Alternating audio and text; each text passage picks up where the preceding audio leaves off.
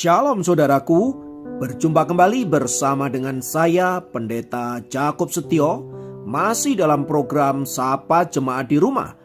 Kali ini kita akan bersatu bersama-sama, mari kita berdoa. Bapa kami rindu, firman-Mu sungguh memberkati kami, dan biarlah melalui renungan firman itu, kami semakin dikuatkan, diteguhkan di dalam pengiringan kami akan Engkau. Kami siap diberkati, terpujilah nama-Mu kekal selama-lamanya. Dalam nama Yesus kami berdoa, haleluya, amin. Firman Tuhan kali ini saya ambil dari Amos pasal yang kelima ayat yang keempat. Saya ulangi, Amos pasal kelima ayat yang keempat berkata, sebab beginilah firman Tuhan kepada kaum Israel, carilah aku maka kamu akan hidup. Saudaraku yang dikasihi Kristus, dalam hidup ini kita seringkali diperhadapkan dengan apa yang namanya pilihan-pilihan. Sejak kita bangun tidur sampai kita tidur lagi, kita bertemu dengan begitu banyak pilihan. Dan kita harus membuat keputusan yang tepat terhadap pilihan-pilihan yang ada tersebut. Mengapa? Karena setiap pilihan pasti ada konsekuensinya. Ada akibatnya. Tak jarang ketika kita membuat pilihan yang salah, menyebabkan hidup kita menderita. Sebagai contoh, misalnya kita salah makan, paling tidak kita akan menderita 3 hari mencret-mencret misalnya, atau sakit perut dan lain sebagainya.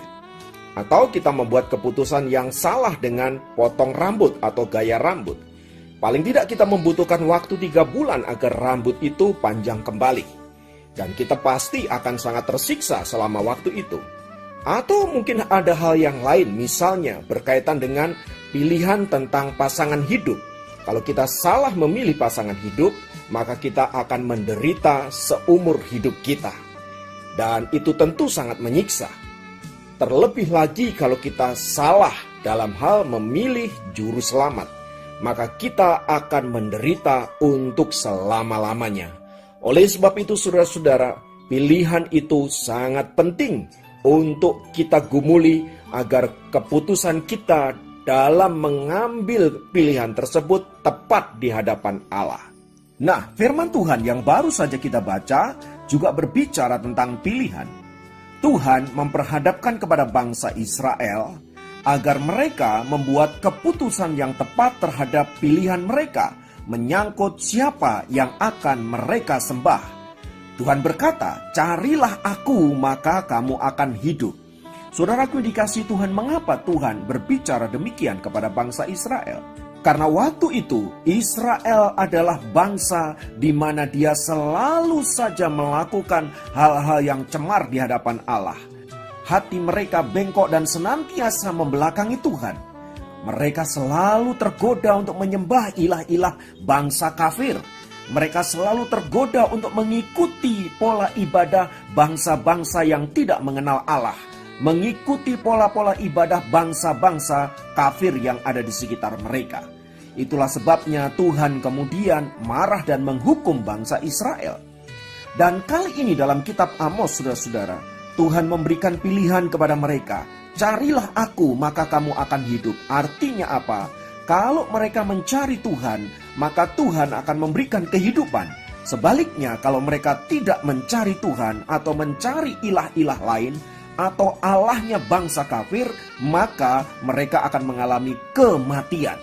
Saudaraku, kata kematian ini sungguh sangat mengerikan, sebab kata mut dalam bahasa Ibrani atau kematian itu berbicara tentang hal-hal yang luar biasa mengerikan. Itu berbicara tentang apa? Hidup terkutuk. Itu berbicara tentang apa? Hidup yang terpisah dari Allah. Hidup tidak ada damai sejahtera, tidak ada berkat. Hidup dalam kegelapan dan lain sebagainya. Yang intinya semua berbicara tentang penderitaan. Jadi kalau engkau memilih ilah bangsa-bangsa lain atau Allahnya para orang-orang kafir itu, maka engkau akan menderita, bahkan menderita untuk selama-lamanya. Sebaliknya kalau engkau memilih Allah yang hidup, Allah orang Israel, Yehova, di dalam nama Tuhan Yesus Kristus, maka engkau akan menemukan kehidupan. Nah, saudaraku, menarik sekali karena kata hidup ini paling tidak memiliki 4 pengertian. Yang pertama, kata hidup itu berbicara tentang kaim. Kaim itu artinya apa, saudara? Artinya hidup yang senantiasa bergerak. Ya, hidup yang senantiasa dinamis, tidak statis, tidak itu aja.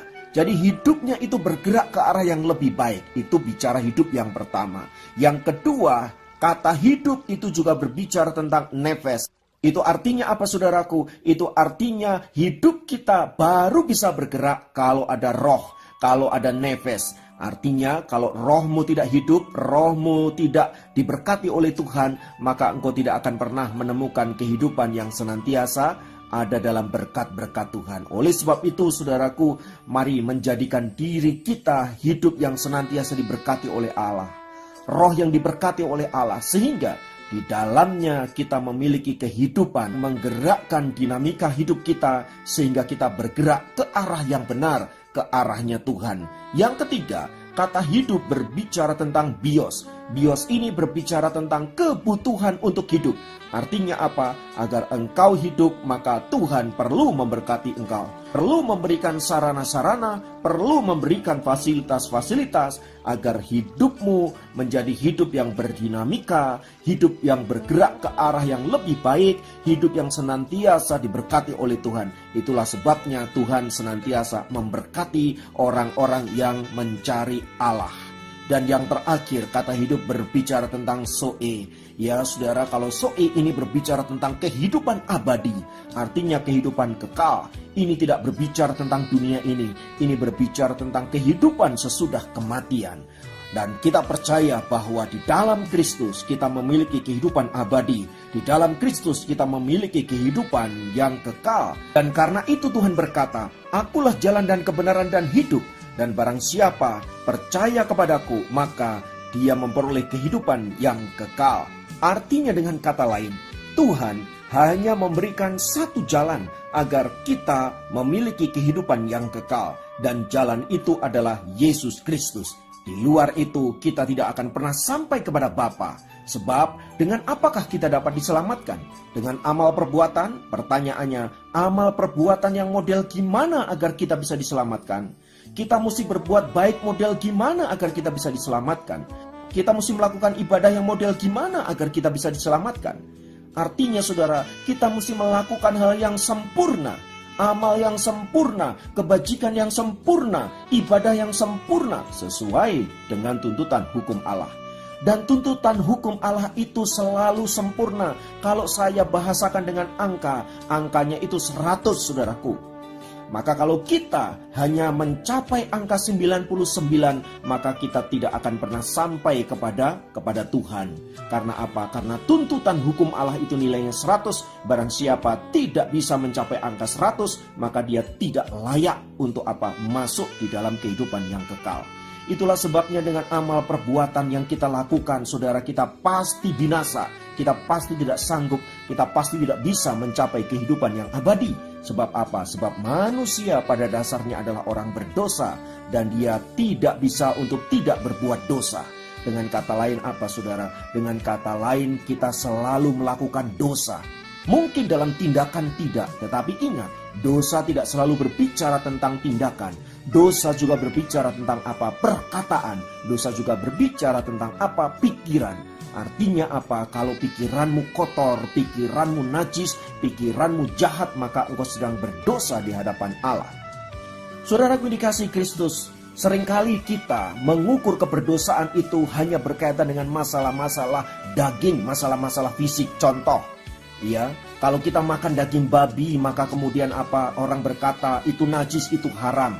Saudaraku yang dikasihi Tuhan, saya mau katakan, firman Tuhan berkata begini, bukan apa yang masuk ke dalam mulutmu yang menajiskan kamu, tetapi apa yang keluar dari mulutmu lah yang menajiskan kamu, yang mengharamkan kamu. Yaitu apa? Yaitu perkataan yang kotor, yaitu sumpah serapah, yaitu makian, dan berbagai-bagai kata jahat yang keluar dari mulut kita. Sebab apa yang keluar dari mulut kita, yaitu kata-kata yang jahat, yang kotor, yang najis tadi, saudara-saudara, itu semua keluar dari hatimu. keluar dari pikiranmu. Jadi saudaraku, bukan apa yang masuk ke dalam mulut, sebab apa yang masuk ke dalam mulut saudaraku itu akan turun ke bawah dan dibuang ke jamban, dan itu tidak akan pernah menajiskan orang.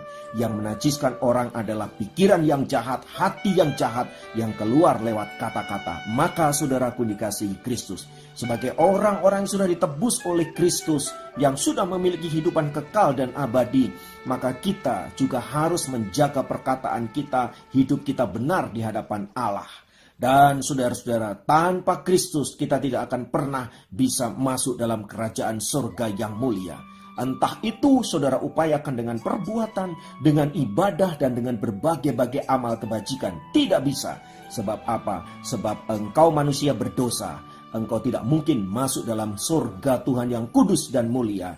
Hanya oleh Kristuslah maka engkau boleh masuk dalam kerajaan surga yang mulia.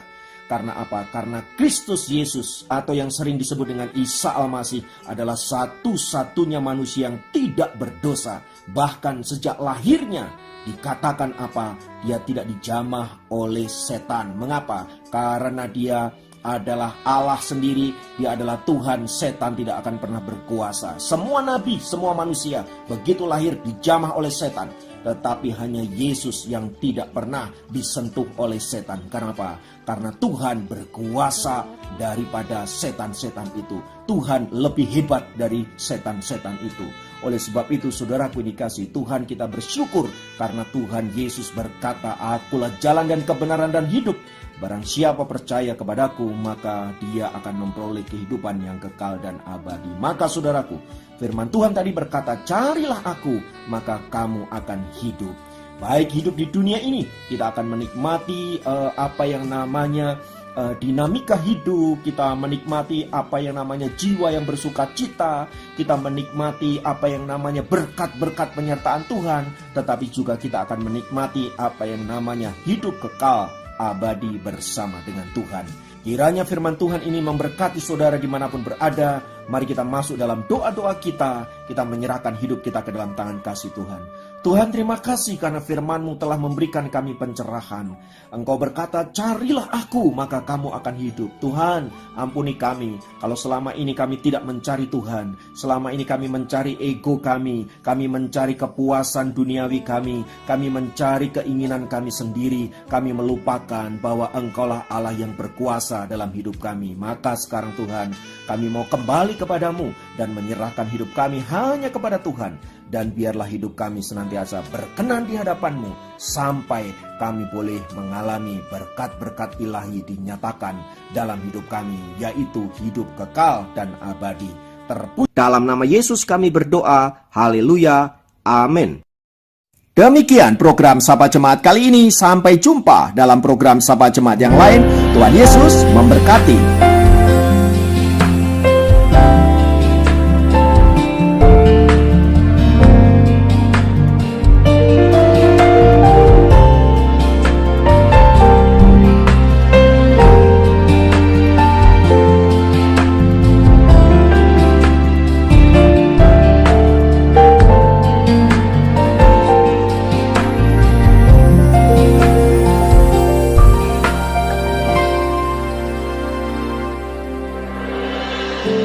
Tiada seperti Kau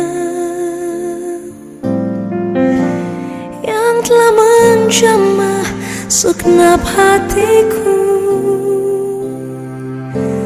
Tak seorang pun di dalam hidup ini seperti Kau, Tuhan.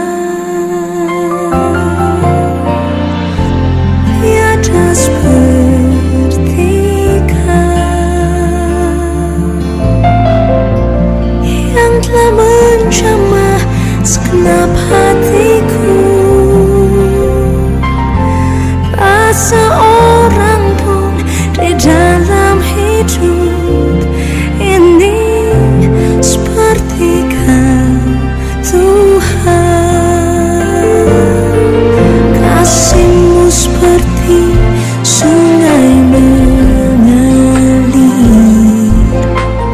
kuasa-Mu menyembuhkan.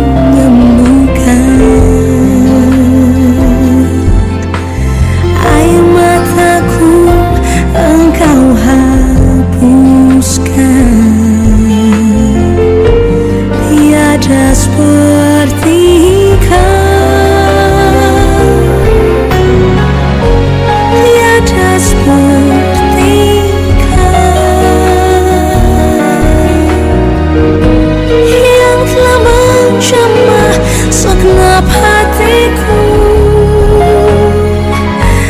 Tak seorang pun di dalam hidup ini seperti Kau, Tuhan. Tak seorang pun di dalam hidup ini seperti Kau, Tuhan. Tak seorang pun di dalam hidup